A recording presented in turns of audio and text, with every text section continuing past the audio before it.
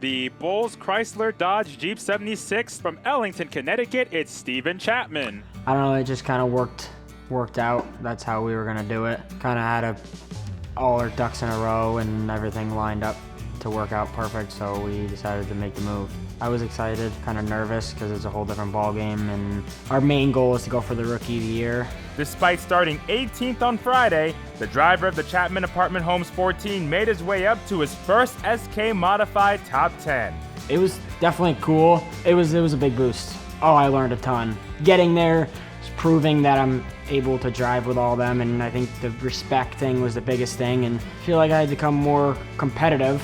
Everything's faster paced. A couple in the outside wall.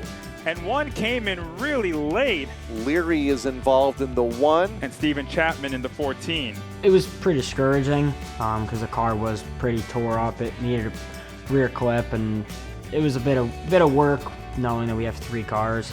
So that's what made us call Tom, and he let us race his car for that race, and then it ended up being the rest of the year. This was the first ever time I drove somebody else's car in like a practice or stuff like that. It was definitely different. It was definitely really cool to run somebody else's stuff, to look at something different and get a different perspective on anything, and to learn more pretty much. And how about Steven Chapman, his first career SK Modified podium? No, the car was on rails tonight. Take 3rd place any day of the week.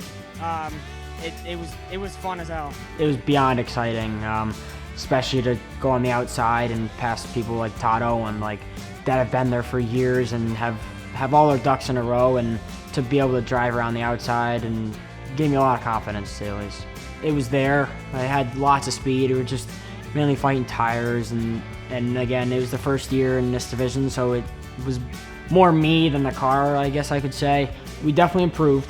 We definitely have something for next year to compete with all the guys. We know we have the speed, but it's definitely cool to be in the record book and knowing that I was the Rookie of the Year.